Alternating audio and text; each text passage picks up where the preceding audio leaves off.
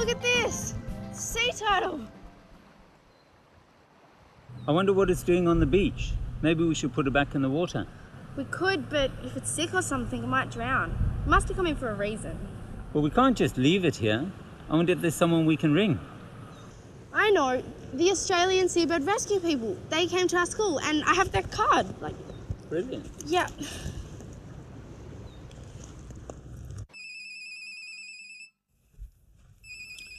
Seabird Rescue. Hi, we've found a turtle on the beach and we think it's injured. Can you give us a hand? Okay, are you near the turtle right now? Oh, we're at Sandy Bay, just past the surf club. It'll take us about 15 minutes to get there. Could you do a couple of things for me, please? Could you put a wet towel over the turtle and take it up above the high tide mark, and could you remain there with it, please, till we get there? Yep. Okay, we'll keep an eye out for you. Okay, bye. He says we have to cover it with a wet towel. Okay.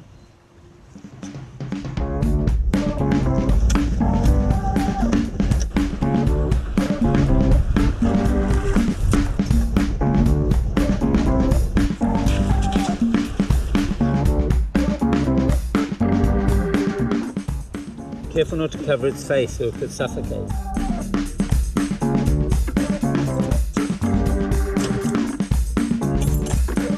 Hi. Hey Sam, how are you? I'm Lance. Jeff Haynes. Hey Jeff, how are you? So you got yourself a turtle, eh? Okay, two ways we can test whether they're still alive. One is touch them on the back of the neck there and they'll move their head, or if we just touch the eyelid there. Certainly good response there with both eyes. And he's tagged. Queensland tagged, so he doesn't feel too bad. Here he goes, waiting for a breath there. There we are. No blood, no injuries, no blood from his mouth. And he doesn't look too bad, really. But he certainly needs to be in observation for a few days. He could be floating, could have gas in him, could have other disease problems, so we need to get him back there fairly quickly.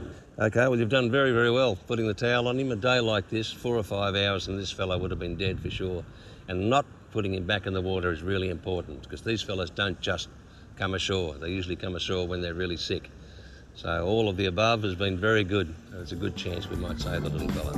Okay, let's get that for us. Okay, let's go. Do you find lots of injured turtles? Yeah, we get about 30 turtles in a year, mostly about this size. Some of them are very, very sick.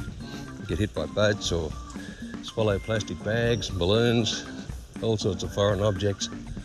There we go, man. There's a present for you. That's a barnacle that only grows on sea turtles and will not grow on anything else on the planet but on sea turtles.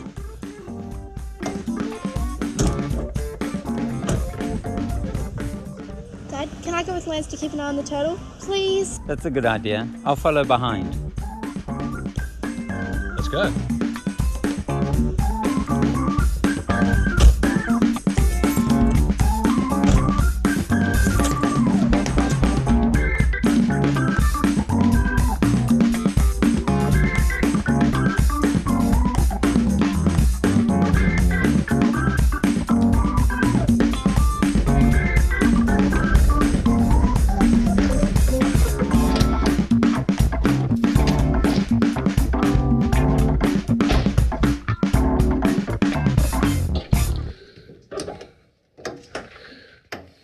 G'day, Mum. This is Sam. This is my partner, Marnie. And we have ourselves a green, and it's a Queensland tag, one of Cole Limpus's, I think. Oh, okay.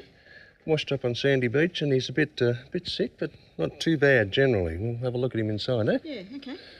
Come in, Sam. Sam, what we usually do when the turtles come in first, they could have a lot of things wrong with them. And one way to find out if they're really sick is to weigh them. And the weight, if it's too light for that length of turtle, then we've got a pretty fair idea that the turtle's underweight and needs some special care. So we'll weigh this fellow now and see how we go. Missing. Oops, there we go. Okay. There he comes. 10.5 kilograms. A good turtle. Now when we measure, we pull the skin from under here and we get a piece of skin in our fingers and we get there's a little light coloured edge just in there, and that's where we attach the tape. We just hold it there, take it right down to a little V that's in the back here. 49.2. Okay. So what's this metal thing for? That's a turtle tag. Organisations all throughout the world use these to identify the turtles. When a turtle comes in or they catch a turtle, they put a tag on it, and then when it moves around the world or into different locations, other people find the turtle, see that there's a tag on it, and they can check up as to where it came from. That gives us a lot of really good information about the movements of the turtles, where they go to, how long they spend there, how many are surviving. If not too many tag turtles come back, we can also tell that the numbers of turtles are going down as well. Can you just read out that number, please? T00295. Now on the right flipper, there's a different number, and it's T00296. Now these turtles, Sam, were very likely tagged by Col Limpus and his crew in Queensland at the Environment Protection Agency. They tag a lot of turtles up there for research purposes. So very likely tagged by Col. It swum all the way down to here and had a problem and washed up on a beach down this way. In fact, if you're really interested in turtles, I strongly recommend that you go up and talk to the team up there at Monrepo in Queensland. There's turtles nesting all over the beaches, and you'll see hatchlings and adults and greens and flatbacks. It's a wonderful place to go, and I'm sure you'll be really, really delighted with what you see there. Can we do that, please? It sounds like a good idea. Maybe in the holidays.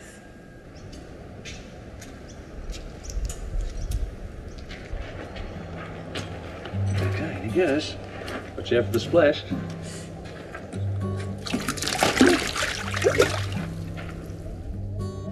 Well, I hope he's going to make it. Doesn't look too bad, but it's hard to know sometimes. We've got a DVD on sea turtles, Sam, and give you lots of really good information. Would you like to come and watch it? Yeah, sure. Great.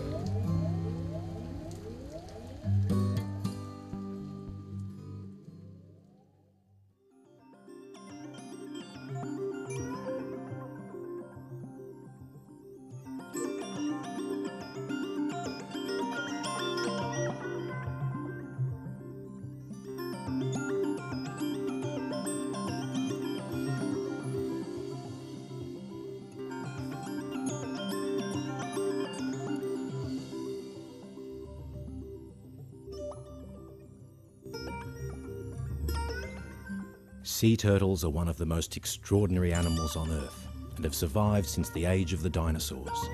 6 of the remaining 7 species of sea turtle occur in Australian waters. Unfortunately, all 7 species are declining. In particular, the leatherback and loggerhead sea turtles may disappear from the Pacific Ocean within the next 2 decades unless we reduce their mortality. Over the past 15 years, the number of nesting leatherback and loggerhead turtles in the Pacific has dropped by over 80%. We can all play a positive role in preventing their extinction.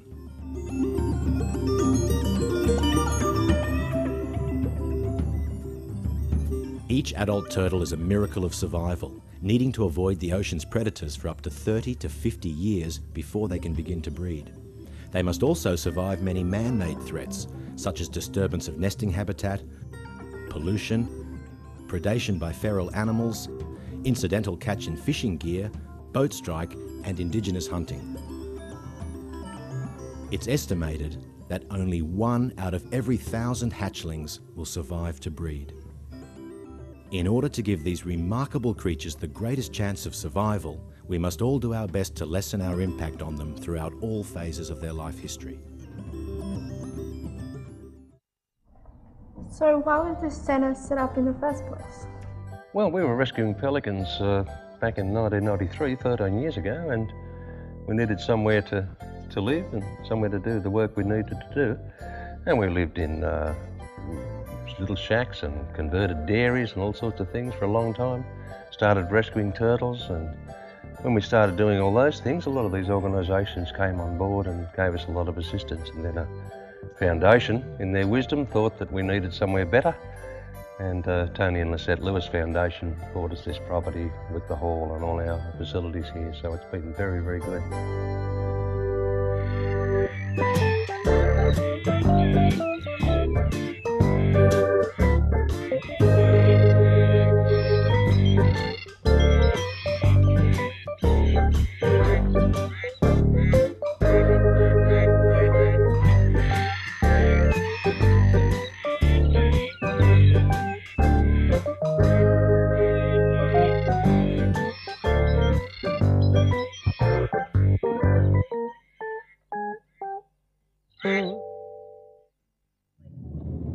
Did you know turtles are as old as the dinosaurs and there are only 7 species left? No.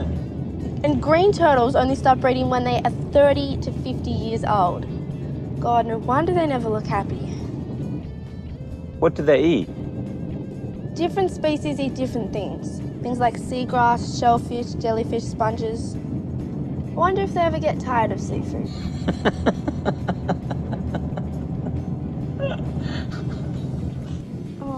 Unfortunately, they also eat any plastic they find which can kill them. Right. God, Turtle rookery! finally!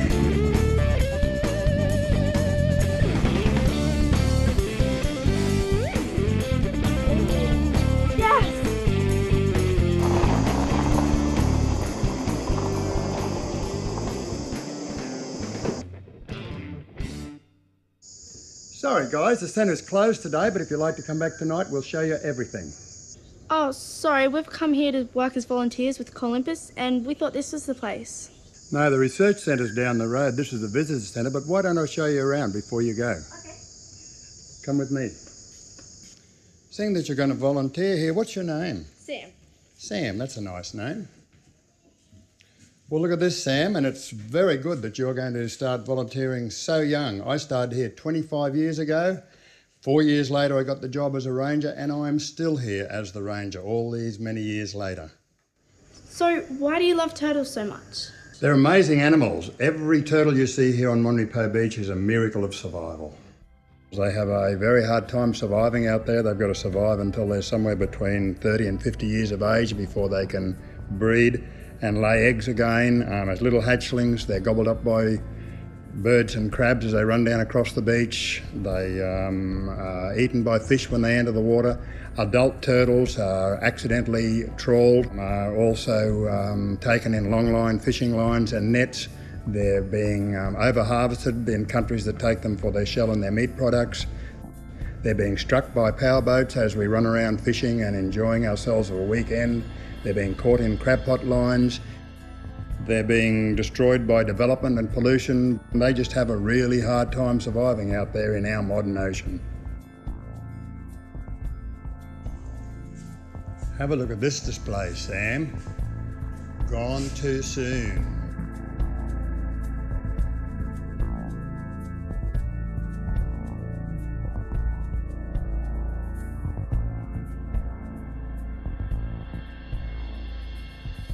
What's this? Sam, we need 1,000 hatchlings to produce one nesting female, so she's the 1 in 1,000. So where do the ones that do survive go to?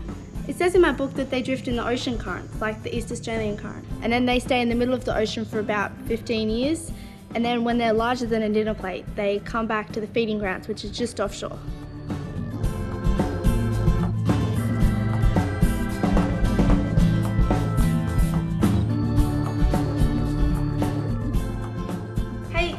Ted, I just read about them. Yeah, that's a turtle excluder device, and that's one of the reasons we're saving many turtles here in Australia and elsewhere in the world. TEDs are what probably saved our nesting turtles here at Monrepo. In the 70s and 80s, hundreds of turtles were being drowned every year in trawl nets. The number of nesting turtles declined until we were right down to only about 15%. Luckily, they then made it compulsory for every boat to use a TED, and now it looks like the decline in numbers has stopped. This is the life cycle of a turtle, Sam. Crawls up the beach, lays her eggs, little hatchlings hatch out, the lost years when they enter the water. They grow up very slowly, they settle down, and then they come back as adults when they're between 30 and 50 years of age. That's our display cabinet of things that float around out there in the ocean, things that unthinking boaties and people who use the oceans leave in the water, and they can all cause harm to turtles.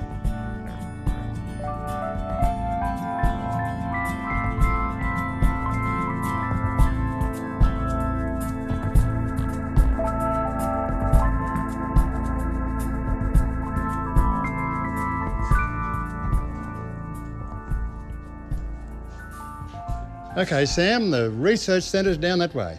Thank you. You're welcome. Thank you very much. You're welcome. Bye-bye. See you guys. Bye-bye.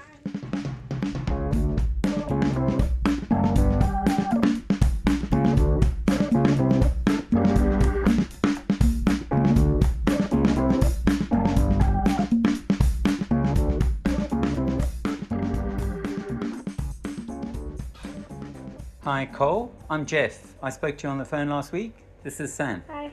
Hi there. Hi. This is James and Gina. Hi. Hi. Cole, I've got the tag numbers of the turtle we found at Sandy Bay. Oh, good. Have a seat. Okay, Sam, that turtle that you saw is one that's come from Moreton Bay. When we first caught her, she'd actually been hit by a boat. Now, she wasn't killed at that time. She was lucky because a lot of turtles hit by boats are actually killed. And we let her go, but it looks like she wasn't too well, and now she's drifted and washed up where you were. Now, the reason we know this about her is that we don't just study turtles on the nesting beach, we go out into the places where they live, and we also study them at sea. So, if you can see this, okay, where we've got turtles that live on reefs and things like that in bays, we go out in boats, and we look for the turtles, and then we have our team members jump out to catch the turtles, and then we can tag them, we can measure them, and this is a way of finding out what's happening, because the turtle in its life only spends a few days at the nesting beach, but it spends many, many years back home in the feeding area, and that's where all the growth occurs, that's where a lot of the conservation problems are. So it's important that we understand the turtles, and that's what our research is about, getting an understanding of how the population functions so that we can design how to look after them better. You mean they don't just live near the nesting beach? No, the turtles don't live here. They migrate here from their feeding grounds, and that feeding grounds can be anywhere within a couple of thousand kilometres. In many cases, it's even in other countries. When they do migrate to breed, though, they come back to the area where they were born, and so the turtles that are laying eggs here now were born in this area many, many years ago. They've been in all sorts of places in their travels, but because they know where they were born, they're able to find their way back here. One of the great examples of turtle migration that we have is for a loggerhead turtle that lives in the southern Great Barrier Reef. Her tag number is X9447, and when she grew up and became an adult, she swam all the way from the southern barrier reef near Heron Island to New Caledonia to lay her eggs. We know she was there because some family sent us a photograph of the children with the turtle, and they had all the tag numbers written down. And then when she finished nesting, she didn't just swim back to the barrier reef, she swam back to the very same reef that she'd started from, where we'd watched her grow up. And when we went out to check that area again, we found her 400 metres away from where we'd seen her before, but in the meantime, she'd swum 1,300 kilometres to New Caledonia and then turned around and swum back across ocean water. And they don't have any guideposts. They don't have mum swimming with them to say this is where to go. They are using this magnetic mapping sense that they've got, and it's a real mystery as to how they do it. We wish we could find our way as easily. Well, Sam, you're here with us. What say we have you go down on the beach and learn a bit more about turtles? James and Gina are going down tonight to do some tagging and measuring, and you can go with them and they can show you the turtles and you can learn a bit and help us with recording data. Okay. That'll be good. Brilliant.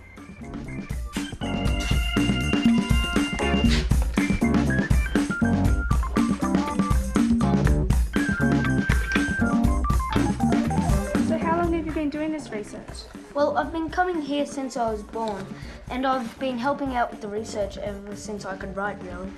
Beach to Research Center, we have a turtle at peg 19. Lad, here, we're on our way.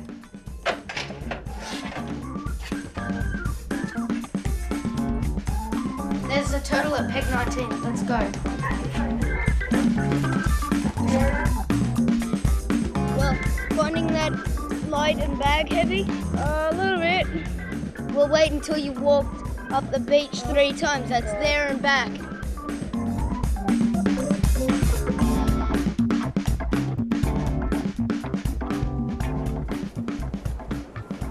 It's a loggerhead. We can lie behind her now and watch her laying the eggs without scaring her away. She can't hear us.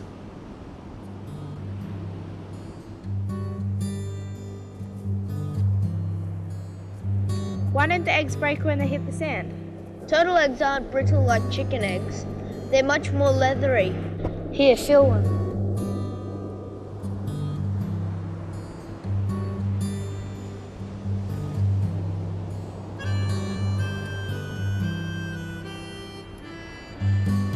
Won't the crabs eat the eggs?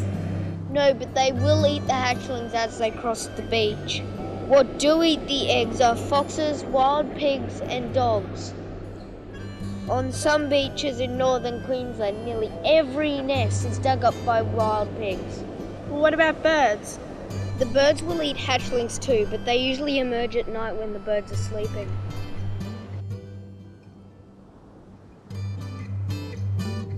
Tab 1 is T82003. T82012.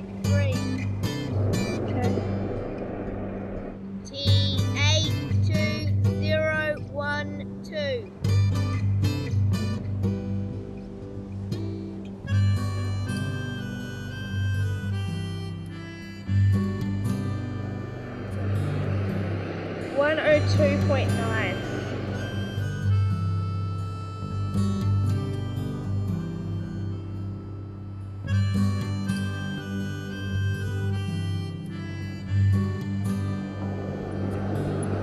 Look at her eyes. Do you see the tears?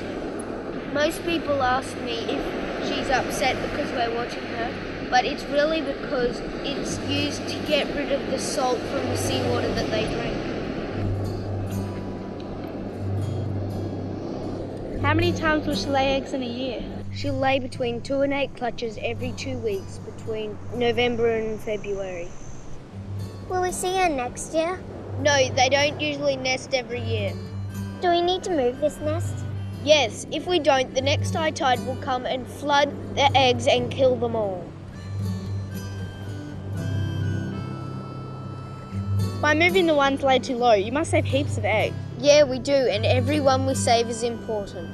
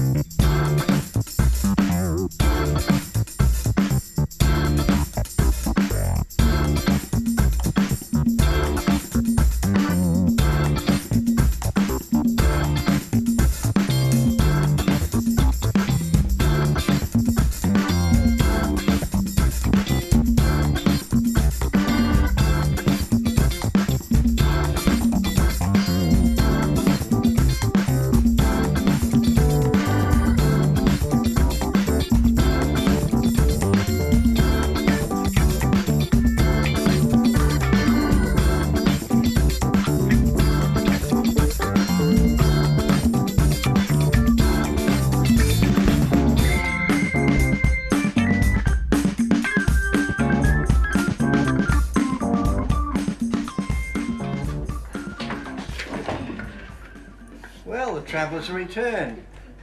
How did your first night go on the beach? Yep, it's alright. Tiring. What's this?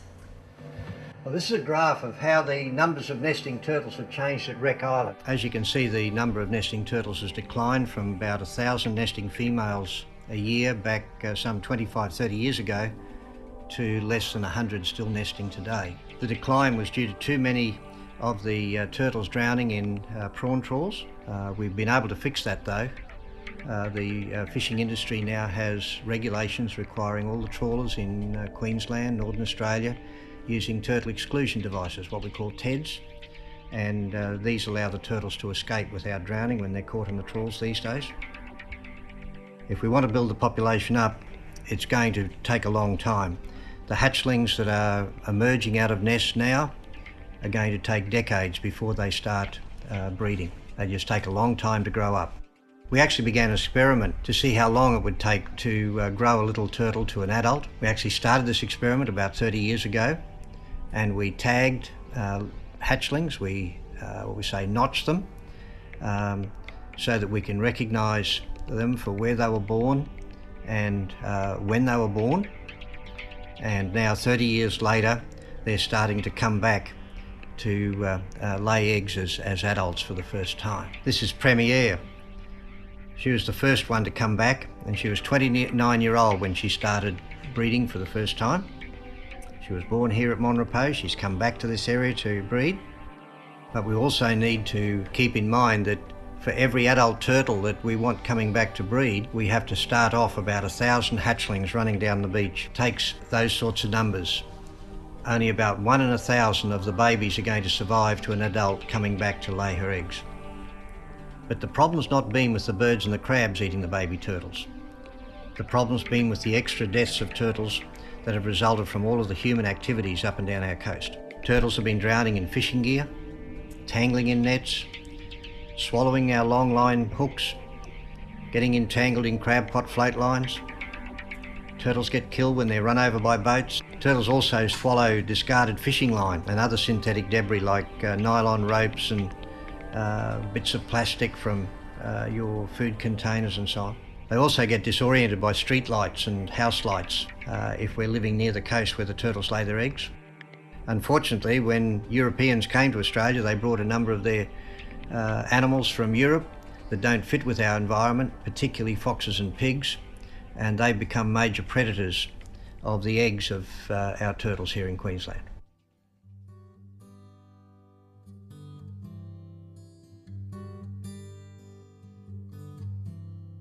Read more about turtles and encourage your school to do projects on sea turtle conservation. Reduce your use of plastic and dispose of it properly. What goes into our gutters often ends up in our ocean. Find out the number of your local wildlife carer and carry it with you always. Encourage your parents to drive their boats slowly in shallow seagrass and coral reef areas, if you can't go around them. Don't throw tangled fishing line, hooks or bait bags into the water and pick up any you see. Don't eat sea turtle meat or eggs when travelling overseas or buy products made from turtle shell. Don't release balloons. Turtles will eat them thinking they're jellyfish and this can kill them. Global warming threatens turtles. Reduce electricity consumption and all other energy use. If you live in an Indigenous community where people hunt green turtles to eat, encourage the hunters not to take adult turtles, but to take turtles less than 90 centimeters carapace length. Shade lights so light doesn't shine on the beach. Better still, turn them off. Don't let dogs run loose on turtle beaches, as they can disturb nesting turtles or eat the hatchlings. Promote programs that control feral animals. Wild pigs and foxes destroy many turtle nests and hatchlings. Make sure your seafood comes from sustainable fisheries that use turtle-friendly methods.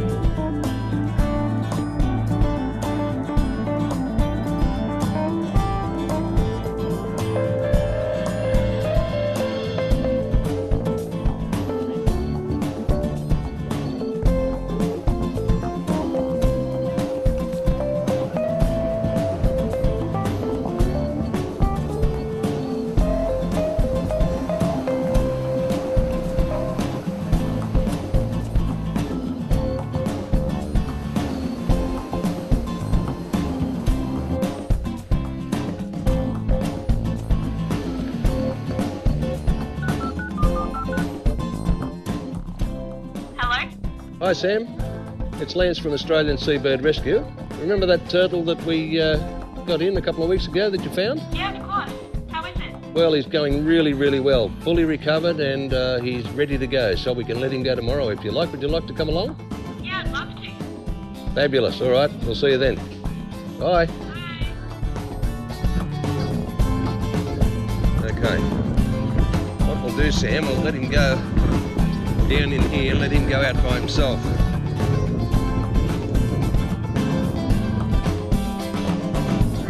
Here it comes. Woo!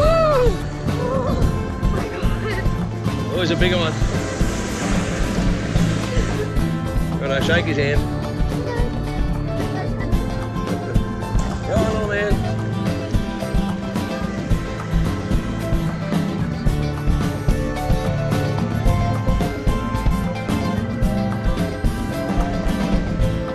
Little breath there. There he goes. Well, I think it's just fantastic when we let a turtle go like this. I think it's really beautiful. Sometimes we spend a great deal of time with them in care and you think they're going to die every day. And then all of a sudden you let one go out here into the ocean and the one that you let go might just be the one that continues the species on. And I think it's just a really, really wonderful feeling. It's good to know that we can all do something to protect an endangered species. Just hope that she's the 1 in 1,000 that survives.